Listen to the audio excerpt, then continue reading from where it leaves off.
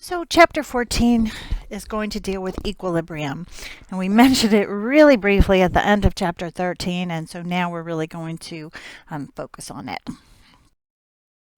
All right, so when compounds react, a lot of reactions will go to completion. They'll, like if you take a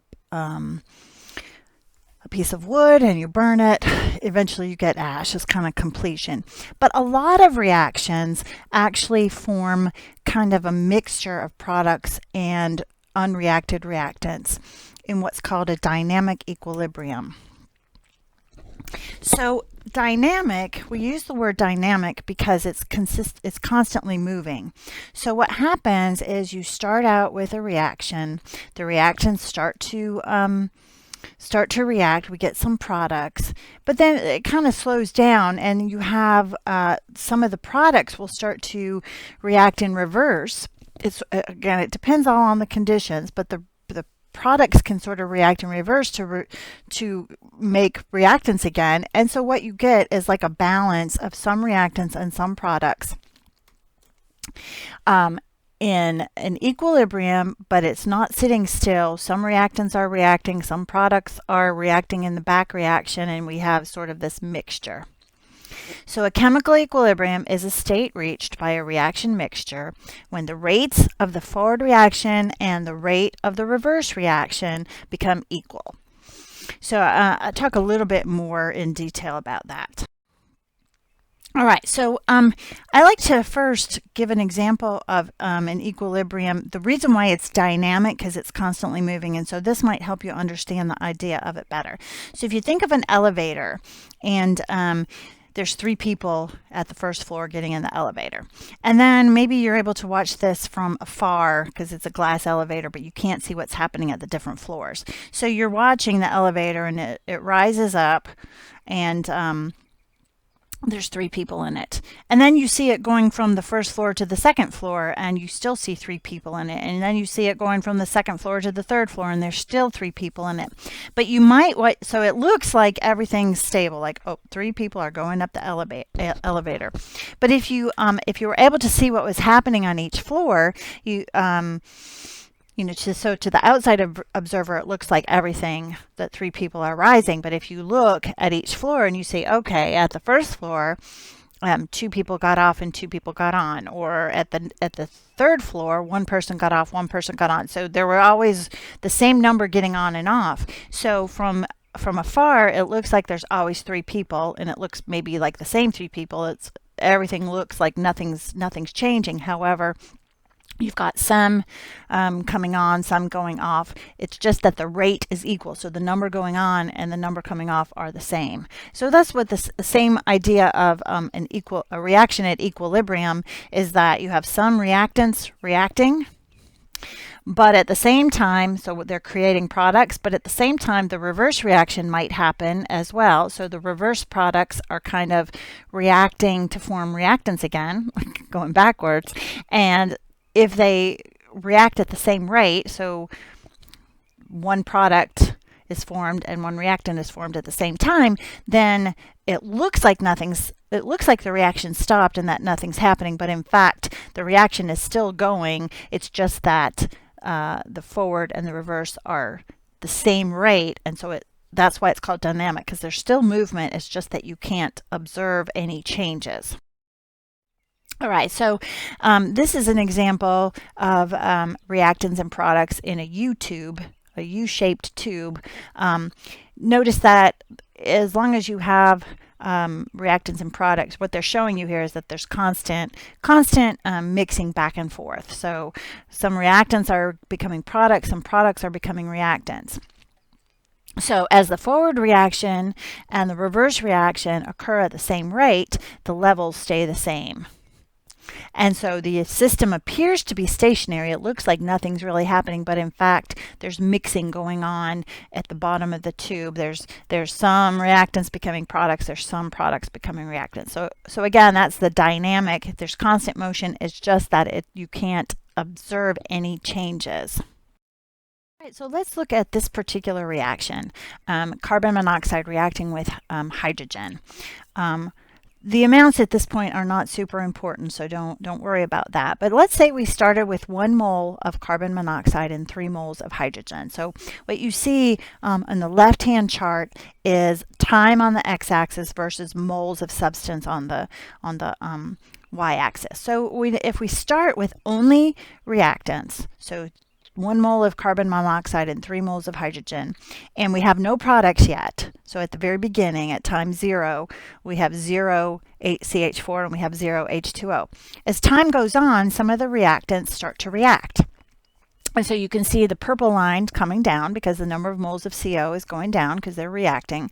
The number of moles of H2 is the purple line, the blue line is CO. Those are both coming down because they're reacting.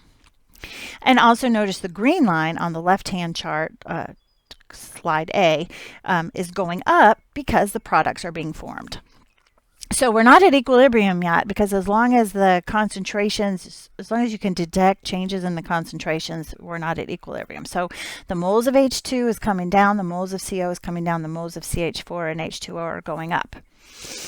You can notice, though, that what happens, we know that the reaction starts to slow down. So the purple line is starting to level off, which means that the rate is slowing down. Fewer molecules are reacting, partly because there's fewer of them to react. So the rate is going down. So you can see that the purple line and the blue line are sort of leveling off. Also, the product line is leveling off at the same time because if the reactants are reacting slower, the products are being formed slower. And in some ways, actually, the reverse rate, the CH4 and H2O, can start to pick up. So they can react to give the original reactants back. So what happens is all those lines start to level off. And when all the lines have leveled off to have a slope of 0, then we are in equilibrium. And it will stay, those concentrations will stay the same as long as it stays in equilibrium. The graph on the right-hand side is time versus rate. And so this is not the same as concentration, but it's just showing the rate. So notice that the rate of the forward reaction starts out very fast because the reaction goes very fast. But again, the rate will start to slow down as reactants get used up. The rate of the reverse reaction, CH4 plus H2O, at first starts out at 0 because there are no products. But as products build up, there's some of them around to actually go in the reverse reaction. And so at some point, the forward rate and the reverse rate end up being the same. And when that happens, you're at equilibrium. So this slide sort of says what I was just saying a minute ago. So at the beginning of a reaction, we know the rate is fast because there's a lot of molecules around to react. Eventually, the rate of the reaction slows down because there's fewer molecules to react. So eventually the levels level off. Eventually, everything levels off. Once the reaction gets going, we know that there's product that's building up. So what happens is the rate of the reverse reaction will start to build up, start to get faster because there's reactants going in the reverse. There's enough products to start to react to go in the reverse. And then once the forward rate equals the reverse rate, then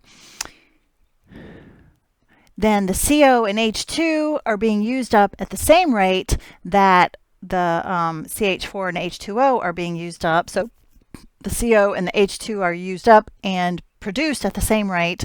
The concentrations stay level, and this is called equilibrium.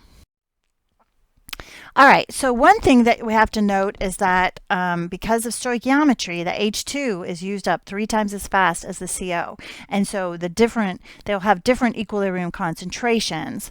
And so the final equilibrium concentrations will depend on the particular reaction, what the initial concentrations are before equilibrium is so there's a lot of variables that can happen, but the important thing is that the ratio of the final equilibrium, the ratio of concentrations of all the different reactants and products will always be a constant. So that's what we're going to talk about now. All right, so here's just another example. This is the process for producing ammonia from nitrogen and hydrogen. It is a reaction that does not go to completion. So in other words, it comes to an equilibrium. So the reaction will start, but eventually it kind of levels off and it'll come to an equilibrium. So again, the double arrow represents the equilibrium. All right, now we can apply some stoichiometry to this. So suppose we put 1 mole of nitrogen and 3 moles of hydrogen, and here's the reaction. What will the composition of the equilibrium mixture be if it contains 0.080 moles of NH3? All right, so let's think about that, and stoichiometry is important. So what we're going to do is set up what we call an ICE chart. The ICE stands for initial, how the reaction will change as it gets to equilibrium, and then what are the concentrations at equilibrium. So we set up an ICE table. Here we have our equation, the N2 plus 3H2 giving us 2 NH2, and we're going to start with what we're initially given: 1 mole of nitrogen, 3 moles of hydrogen, and no NH3 initially.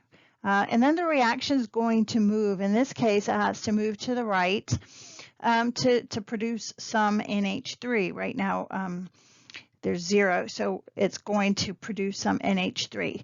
But what we don't know is how much will be produced.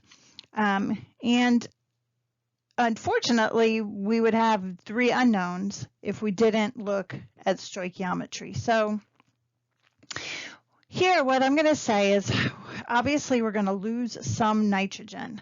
Some of the nitrogen, we start out with 1 mole of nitrogen, and some of it's going to react. How much? We don't know. So we're going to call that X.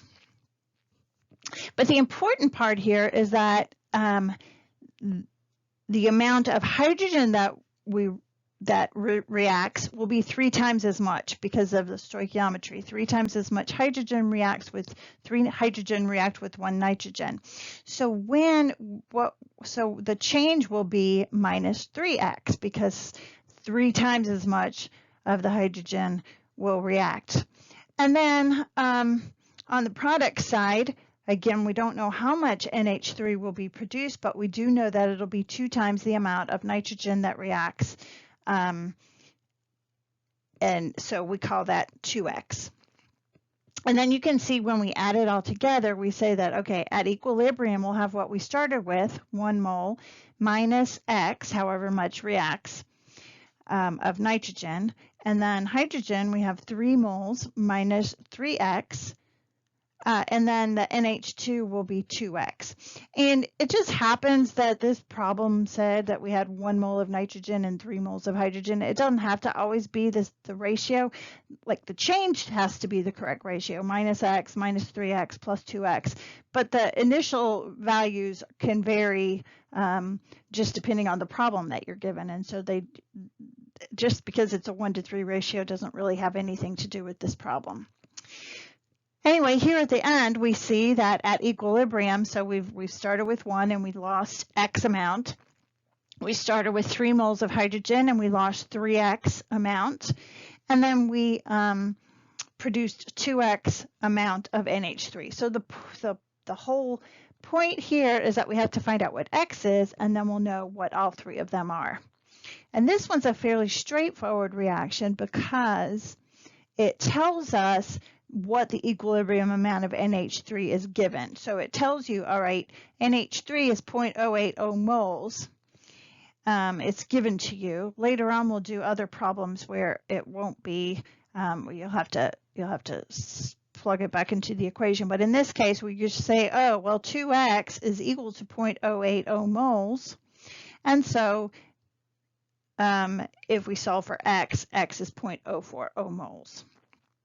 So then we can plug that back in to the plug in 0.040 in for x, and then we can solve for our equilibrium values. So the N2 will be 1 minus 0.040 or 0.96. The H2 will be 3 minus 3 times 0.04 or 2.88. And of course we knew that the NH3 was 0.080, 2 times X. So usually in some way, and we'll see that there's two different ways that this can happen. You can either find out somehow in the problem what X is, or we'll solve for X. So just hopefully we'll do a few more examples of this. So just keep following along. So okay, so it turns out that every reversible system, or every system that comes to an equilibrium, has its own set point under a particular given set of conditions, like a particular temperature. They may change if the temperature changes, but under a particular set of conditions, it has its own set point. The ratio of products divided by reactants, products over reactants, for any given reversible reaction will always form a constant under constant conditions of pressure and temperature. So without changing temperature and pressure, they will always come to this particular set point. And this number, the value, is called the equilibrium constant. So we're going to talk about that now. All right, so an equilibrium constant expression is just obtained from any equilibrium reaction. And what it is, it's going to be the products, the concentration, the molar concentration of the products raised to their coefficients, divided by the concentration of the reactants raised to their coefficients. So in fact, this is the Kc, or the equilibrium, the concentration equilibrium constant, Kc. You can see it's the concentration of product C raised to its coefficient, little c, the product D raised to its coefficient, divided by all the reactants, A raised to its coefficient and B raised to its coefficient. If you only had one reactant, there would only be one on the bottom. If you had three products, there would be three terms on the numerator. So it's always products in the numerator and reactants in the denominator. And brackets, again, remember, means molar concentration. So this equilibrium constant then is the value, or the set point, where the equilibrium likes to get to. So it doesn't matter if you change the concentration of the reactants, or you change the concentration of the products. Depending on what you start with, they will always come to this sort of same set point. Now, because the Kc is products over reactants, a large Kc will indicate that products predominate at equilibrium. So a large Kc, generally when we say large, we say over 1,000. So if a Kc is greater than 1,000, that means products really predominate.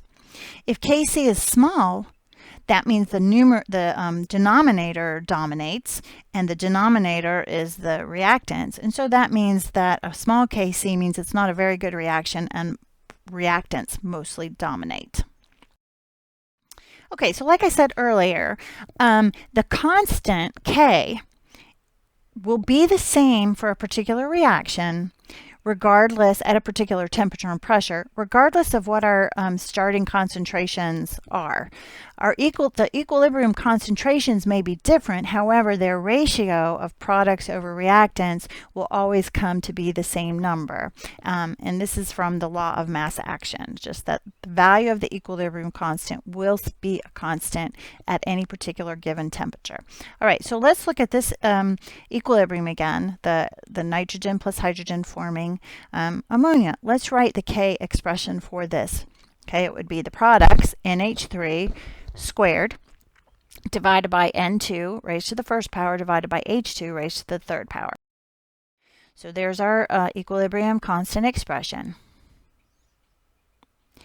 Again, notice that the coefficients become the powers. All right, so that's products over reactants. Now, how can we say that this is true? Well, remember that if the forward and reverse reaction in a system are at equilibrium, then that means their rate laws are equal. We saw that back in chapter 13. So, for example, if we say N2O4 to become 2NO2, this is a reaction in equilibrium. If we start with some N2O4 and heat it, it will begin to decompose to produce NO2. However, some of the NO2 that's produced can then recombine to form N2O4. So we come to an equilibrium. Let's write the rate laws for this reaction. So N2O4 going to 2NO2, and we're going to assume that these are all, because the equilibrium is an individual elementary step, so we can write the rate law. So the forward reaction, N2O4, we can write the rate law for that. The rate of the forward reaction equals Kf, forward reaction, times N2O4, raised to the first power. This is back from chapter 13. The rate of the reverse reaction, because it's an elementary step, so 2NO2, the rate is K reverse, Kr, equals NO2 squared. Okay, now since we know the rate of the forward reaction equals the rate of the reverse reaction,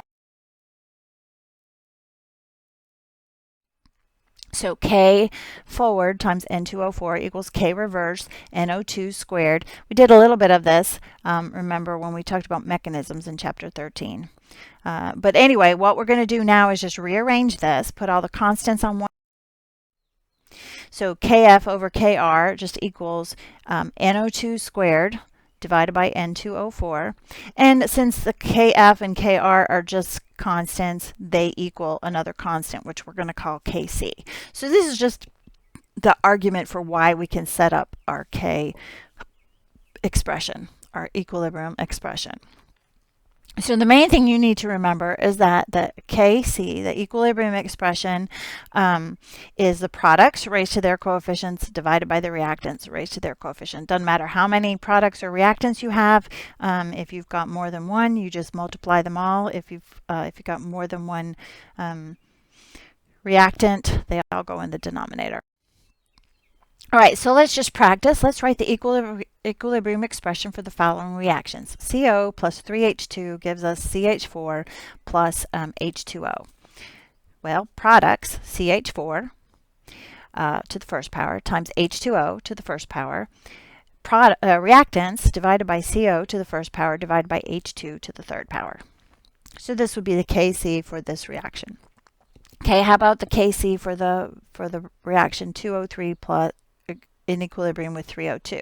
Again, products, O2 raised to the third power divided by O3 raised to the second power. So these are the equilibrium expressions. All right, let's do a few more. Okay, the product, it doesn't matter if they're ions or reactants, ions or molecules. So AgNH3 2+ will go in the numerator. The concentration of it, silver plus in the denominator, NH3 squared. And then this one, you've got your products, PCl3 times Cl2 divided by PCl5, and they're all raised to the first power. All right. So like I said, the equilibrium concentrations will always come to this sort of set point.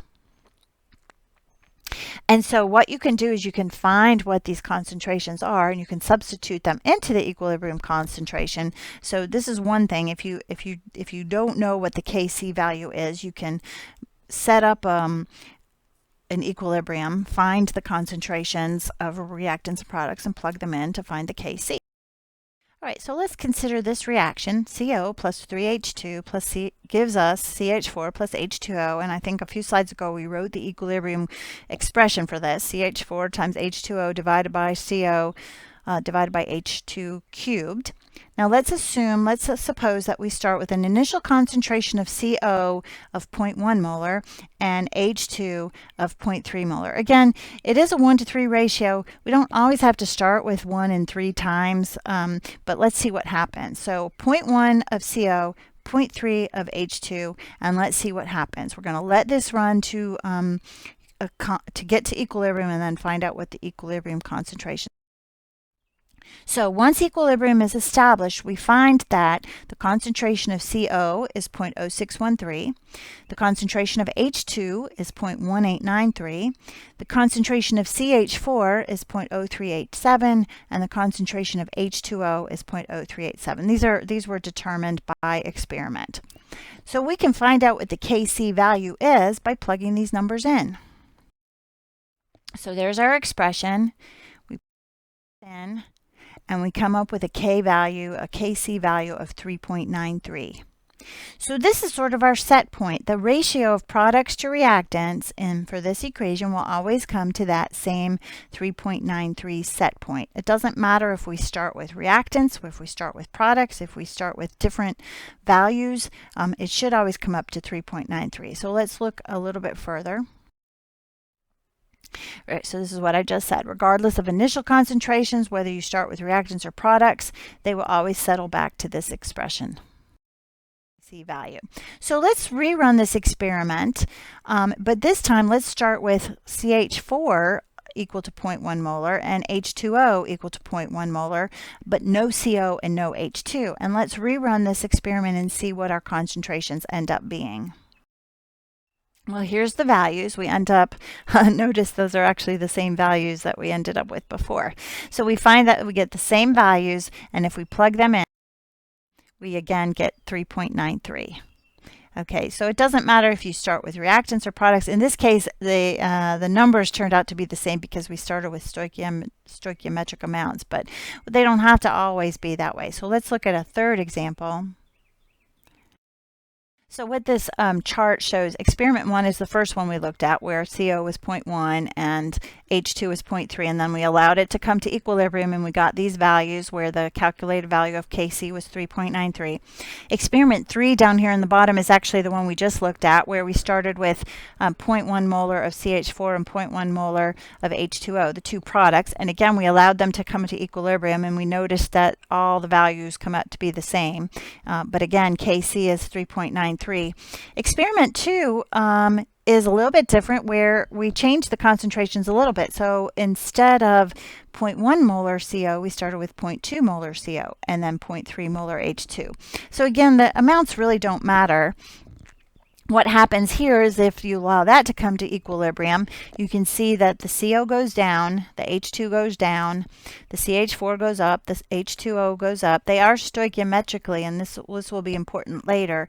But notice that they're different from either experiment 1 or 3. But when we plug them back into the equation, again, we get a Kc value really close to 3.93. So very close.